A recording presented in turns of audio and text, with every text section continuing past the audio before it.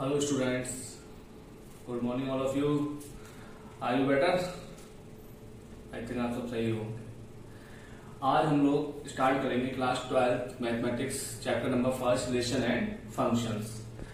Chapter start करने से पहले कुछ उससे कनेक्टेड चीजें जो आपने प्रीवियस लास्ट क्लासेस क्लास 11 में आपने रीड की हैं उन चीज के बारे में डिस्कशन कर लेते हैं। पहले रिलेशन और फंक्शंस स्टार्ट होने से पहले आपकी प्रीवियस नॉलेज को बिल्कुल कनेक्ट करता है।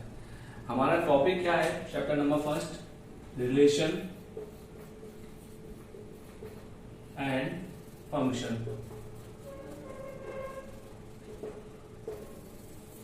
रिलेशंस सबसे पहले हमारी एक्सरसाइज के अकॉर्डिंग हमें इसी चीज को सॉल्व करना है रिलेशंस, लेकिन इससे पहले इस पर पहुंचने से पहले हमें कुछ बेसिक कॉन्सेप्ट है जो कि हमारी क्लास 11 से कनेक्टेड है, जो हमें क्लियर होने जरूरी है। हम उनका एक रिपीटेशन लेंगे छोटा सा, जिससे कि आपको वो चीज रिमाइंड हो जाए और हम उन्हें कंटिन्यू अपने वर्क में यूज कर सकें। आपने क्लास 11 में एक टॉपिक छोटा सा लिख दिया हुआ था सेट्स के बारे में। सेट्स जनरली आप एक से क्लियर हो गया होगा, तो आप जानते होंगे उसके बारे में अच्छे तरीके से। मैं एक छोटी सी लैंग्वेज जो मैथ की लैंग्वेज में आपके सामने रिप्रेजेंट की हुई है उसको आपके सामने रीड कर रहा हूं। A collection of well defined object is called be a set. क्या बोला मैंने? Collection of well defined objects is called set। क्या हुआ? डेफिनेशन से तो कुछ समझ में ही नहीं आया। समझने के लिए तो हमें इस चीज को समझना होगा कि what is the mean of well defined object. इसे समझने के लिए छोटा सा एक एग्जांपल जिससे हमें एक क्लियर हो जाएगा। जैसे वेल डिफाइंड ऑब्जेक्ट का मतलब क्या होता है? Well defined object. Well defined का मतलब हो गया जिनकी डेफिनेशन ऐसे की गई हो जो कि एक फिक्स चीज को रिप्रेजेंट करे, ऐसा ना हो कि वो चेंज होती रहे अपने अकॉर्डिंग। फॉर एग्जांपल मैंने आपसे कहा कलेक्शंस ऑफ द वॉवल्स।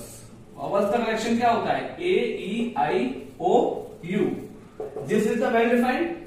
आपसे मैं बोलूं या कोई और बोले आपसे जब भी ये बोला जाएगा कि कलेक्शन ऑफ द वॉवल्स, तो आप कलेक्शंस में क्या लेंगे? ए ई आई ओ यू। क्या आप लिख सकते हैं कलेक्शन में ए बी सी डी ई? नहीं लिखेंगे, क्योंकि आप जानते हैं कि इसमें आपके कॉन्सोनेंट भी आने लगे। तो इट मींस अगर आपसे ऐसा ऑब्जेक्ट आपको गिवन हो जहां आपकी उनके पोजीशंस या आपके एलिमेंट्स ऑलरेडी वेल डिफाइंड हो, तो that is called be a well defined objects. अब अगर और ऑब्जेक्ट्स अब हम बात करते हैं एग्जांपल्स के लिए, जैसे मैंने कहा 5 बेस्ट क्रिकेटर। क्या होते हैं 5 बेस्ट क्रिकेटर? आप बोलेंगे क्रिकेटर में सचिन, सौरव गांगुली, रैना। मैंने बोला ब्रेन लारा, गैरी क्रिस्टन्स, अपने समय के और मैंने क्रिकेटर्स के नाम लिए। तो इसमें क्या होगा? आपके अकॉर्डिंग 5 क्रिकेटर्स कुछ और है, मेरे अकॉर्डिंग कुछ और है, थर्ड पार्टी होगी तो उसके अकॉर्डिंग कुछ और हो जाएंगे। तो ये तो सेट तो है, लेकिन ये वेल डिफाइंड नहीं है। ये अकॉर्डिंग टू पर्सन चेंज हो जाएगा। ये सेट क्या हो रहा है? चेंज हो जाएगा। ऐसे ही आपसे बोला जाए कि 5 डेंजरस एनिमल्स, तो 5 एनिमल्स मुझे किसी और से डर लगता है और मेरे अकॉर्डिंग डेंजर कुछ और है, और आपने सोचा कि हमें तो इससे डर लगता है। जैसे गर्ल्स की बात करें वो कहेंगे कैट, बॉयज की बात करें तो वो कहेंगे लॉयन, राइट? तो ये क्या होगा? ये कलेक्शन तो है बट वेल डिफाइंड नहीं है। वेल डिफाइंड कलेक्शंस नहीं है। तो इस ऑब्जेक्ट को हम क्या कहते हैं? जो ऑब्जेक्ट्स आपके वेल डिफाइंड रिप्रेजेंट किए जा सकते हैं, that is called be a set. I think it is clear. आपको क्लियर हो गया होगा सेट होते क्या है। इसी के आगे आपने क्लास 11 में छोटा टॉपिक और चैप्टर नंबर 2 में रीड किया था, कार्टेशियन प्रोडक्ट। कार्टेशियन प्रोडक्ट्स के नाम से आप समझ रहे होंगे कार्टेशियन प्रोडक्ट क्या था? जहां दो सेट का आप प्रोडक्ट करते थे और उन प्रोडक्ट्स को ऑर्डर पेयर के थ्रू एक सेट बनाते थे, that is called be a Cartesian product. ऐसे तो कहते कुछ याद नहीं आएगा, थोड़ा सा ऐसे लेते हैं, रिवाइज करते हैं। कार्टेशियन प्रोडक्ट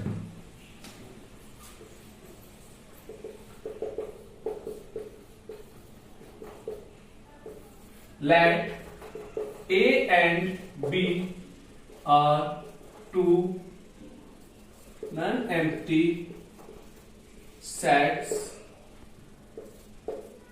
कैसे सेट है ये और बी?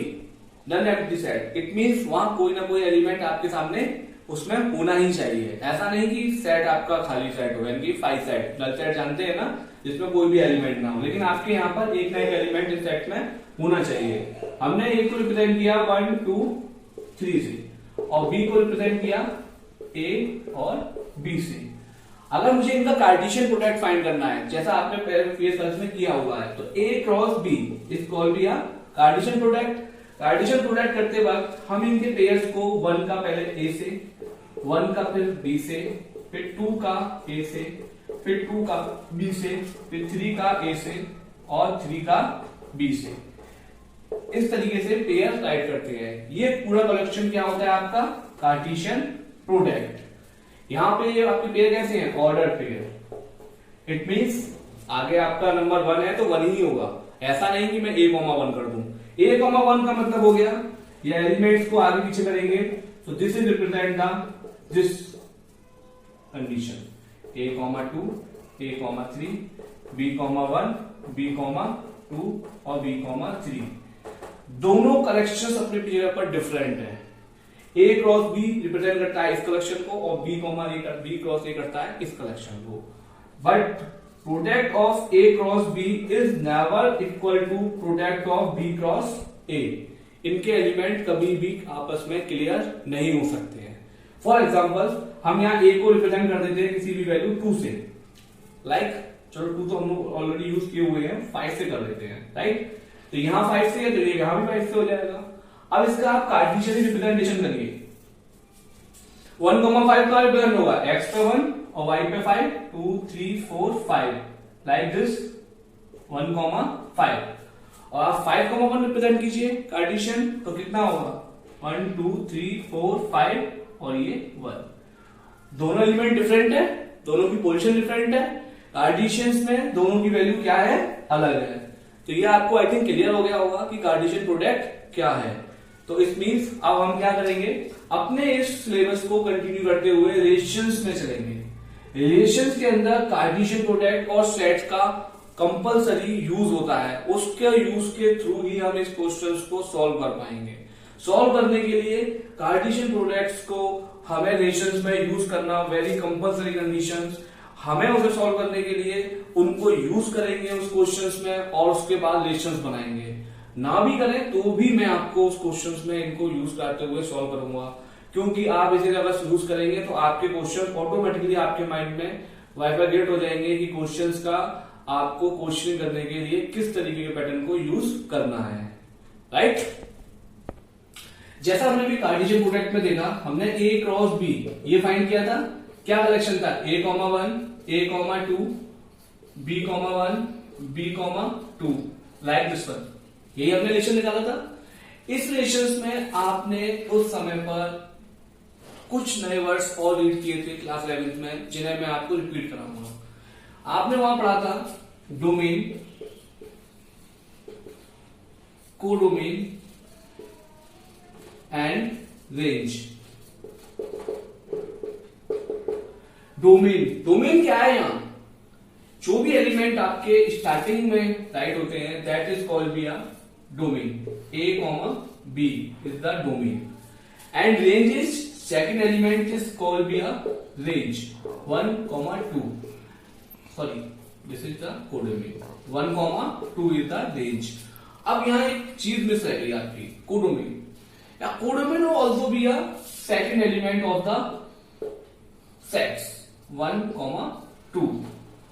अब आपके दिमाग में एक कंफ्यूजन होगी, डोमेन, कोडोमेन और रेंज तो सब एक ही बताइए, नहीं, इनका हम प्लूरल फॉर्म देखते हैं। For example this is the set A and this is set B, there are 1, 2, 3 element A B C E. 1 का कनेक्शन आपका ए से है, 2 का बी से है, 3 का सी से है। तो यहां आपका डोमेन्स को रिप्रेजेंट करता है all element of A 1, 2, 3। Range को आपको रिप्रेजेंट करते हैं a, b, c एंड दो कोडोमेन को आपको रिप्रेजेंट किया जाएगा a, b, c और e से। इट मीन्स कोडोमेन में आपके सेट b के सारे एलिमेंट आएंगे, चाहे वो कनेक्टेड हैं या नहीं है। और रेंज में आपके वो एलिमेंट्स आते हैं जो ए के एलिमेंट्स के साथ कनेक्टेड होते हैं। इन चीजों का हमें यूज करना है अपने सिलेबस में रिलेशंस और फंक्शंस में। अब बात करते हैं इस टॉपिक रिलेशंस के लिए, क्योंकि हमारी फर्स्ट एक्सरसाइज केवल रिलेशन बेस्ड है। अगर हम रिलेशंस को स्टार्ट करें तो हम अपने एक्सरसाइज के लिए आगे कंटिन्यू करेंगे। जैसा आप लोगों ने भी देखा कि मैंने आपको बताया सेट्स के बारे में, कार्टेशियन प्रोडक्ट के बारे में और डोमेन, कोडोमेन और रेंज के बारे में। जनरली इनका यूज क्या है हमारा, मैंने आपको क्लियर कर दिया है कि इनके टॉपिक्स के मतलब क्या होते हैं। सेट का मतलब क्या था, कार्टेशियन का क्या था, आपने जो कि आपने रीड किया है, डोमेन, कोडोमेन और रेंज का। अब इनका यूज हमें इसमें किसमें करना है, रिलेशन में। रिलेशन भी इन्हीं के साथ कनेक्टेड चीज है, बस डिफरेंस इतना है, पहले आपको इतना बताया गया, अब उससे अगला स्टेप आपके सामने रखे जा रहे हैं। Relations is a part of the Cartesian product. अगर हम मैथमेटिकली लैंग्वेज में डेफिनेशंस में यूज करें तो relations is a subset of a Cartesian product. It means relations आपके कार्टेशियन प्रोडक्ट का ही एक सबसेट होता है, या तो वो उसका सबसेट होगा या नहीं तो उसका पूरा इक्वल होगा। समझ में आ रही मेरी बात। रिलेशंस का मतलब होता है किसी भी कार्टेशियन प्रोडक्ट का subset, subset of Cartesian product. जैसे आपने यहां पर ए क्रॉस बी फाइंड किया था टोटल एलिमेंट के साथ में, तो वही कार्टेशियन प्रोडक्ट में से ही कोई ना कोई कुछ सेट लिए जाते हैं इन रिलेशंस में। अगर आप एग्जांपल के थ्रू समझे तो एग्जांपल देखिए, मान लीजिए आर एक रिलेशन है एक्स और वाई के बीच में, जिसमें एक्स क्या है, वॉवल्स है and y is natural number less than 3। तो क्या हो गया हमारे वॉवल्स, मैंने इसका सेट लिख दिया, आपका कोई भी एक सेट मार दिया नॉर्मली, A1 A2, यहां से वॉवल ले लिया हमने E1 E3, बंद कर दिया। This is called be a relation. Relation क्या है, इसी में से तो निकाला गया है, कार्टेशियन प्रोडक्ट का एक पार्ट है। अब आपको ये चीज जो है यहाँ, ये एक छोटी सी प्रॉब्लम दे सकती है कि आखिर में ये हो क्या रहा है रिलेशन में, क्योंकि आप जब तक इस चीज को समझेंगे नहीं, क्वेश्चंस में ये आपके सामने प्रॉब्लम क्रिएट करती रहेगी। रिलेशंस में से आपने कैसे रिलेशन निकाला कार्टेशियन प्रोडक्ट से, और यही क्यों निकाला, ऐसा खास क्या था आपके लिए, यही क्यों लिखा हुआ है। तो ये तो मैंने आपको जनरली इशू में आपको रिप्रेजेंट कर दिया है। वहां क्वेश्चंस में आपके सामने पर्टिकुलर रिलेशन दिया जाएगा, उस रिलेशन के अकॉर्डिंग जो सेट्स आएंगे वो सेट्स आपके कार्टेशियन प्रोडक्ट को बिलोंग करते होंगे। This is the questions procedure.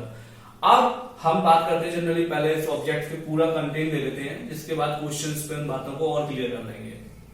Relations में क्या होता है, रिलेशंस होने के बाद आपके रिलेशंस में कुछ टाइप्स यूज किए गए हैं। जैसे कि सबसे पहले हम इनवर्स रिलेशन की बात करते हैं, क्योंकि आप इनवर्स रिलेशन जल्दी समझ जाएंगे। मान लीजिए एक रिलेशंस मैंने भी यहाँ नीचे स्पेसिफाई किया हुआ है, A1 A2 E1 E3। अब मुझे इसका इनवर्स फाइंड करना है, तो इनवर्स ऑफ द रिलेशन क्या होता है, एलिमेंट्स आगे पीछे हो जाना, यानी कि 2, A 1, E and 3, E। This is the inverse of any relation. It means अगर हम ये जनरली लैंग्वेज में बोलते हैं, आर इनवर्स इक्वल टू कोई भी एलिमेंट है जो कि हमारे A, B बिलोंग करते हैं R को, then B, A is belongs to R inverse. तो हमारा R इनवर्स क्या होगा, जो रिलेशन A और B के बीच में है उसका अपोजिट रिलेशन B और A के बीच में इंडिकेट किया जाए, तो that is called be a inverse of relations. इसका भी यूज आपके सिलेबस में एक माइनर चीज पर होगा, इनको आपको केवल एक जनरल इश्यूज की वजह से बताया जा रहा है कि एक मार्क्स के क्वेश्चन जनरली आजकल एग्जाम में कंटिन्यू किए हो रहे हैं, तो उनमें आपको ऐसी कोई प्रॉब्लम सामने ना करना पड़े।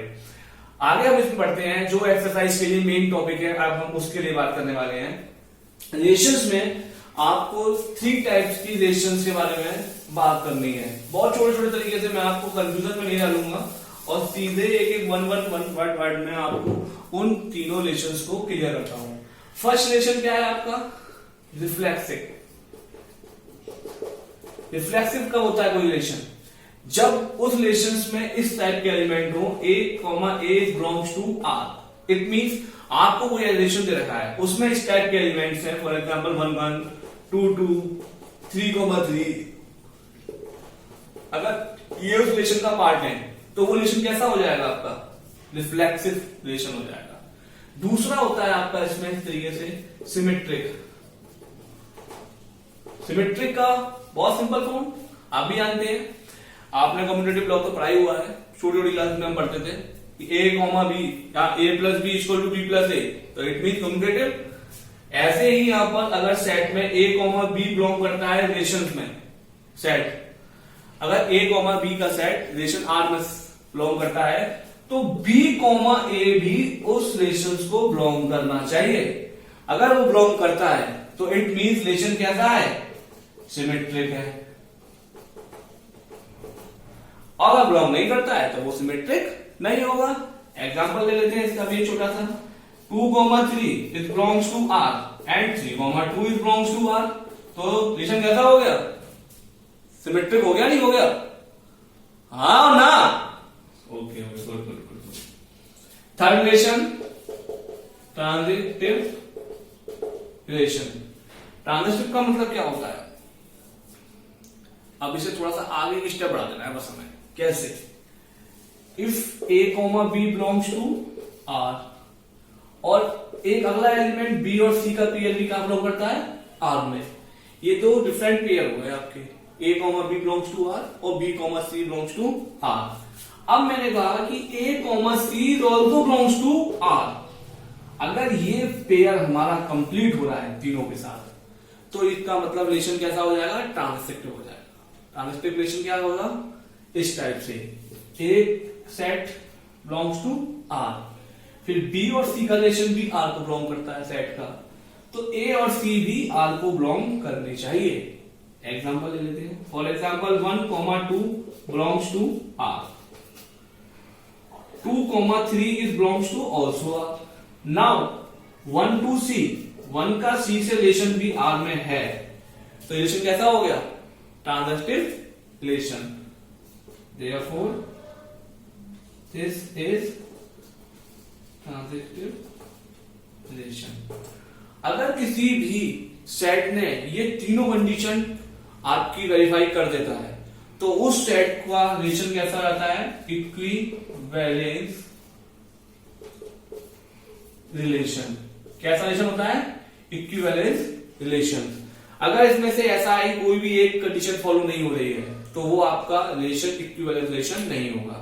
कोई दो हो रही है तो वो दो हो रही है, कोई एक हो रही है तो वो अपने आप में इंडिविजुअल उनकी वैल्यू होती है। इन्हीं तीनों पैटर्न के बेस पर हम अपने क्वेश्चंस को कंटिन्यू करेंगे। एक्सरसाइज 1.1, हर एक क्वेश्चंस को हमें यहाँ सॉल्व करना है। रीजन है, पैटर्न में अगर हम बात करें तो एग्जाम वैल्यू इसकी कुछ खास नहीं है, मुश्किल से 1 मार्क्स में क्वेश्चन आ भी जाए आपके सामने तो वो बहुत बड़ी बात है, लेकिन इनका बेसिक कॉन्सेप्ट है ये आपके लिए। आने वाली क्लास, आने वाली एक्सरसाइज में इनका यूज आप करके आगे क्वेश्चंस को इजीली सॉल्व कर पाएंगे। नेक्स्ट टाइम पर अब इसके एक्सरसाइज को कंटिन्यू करते हैं।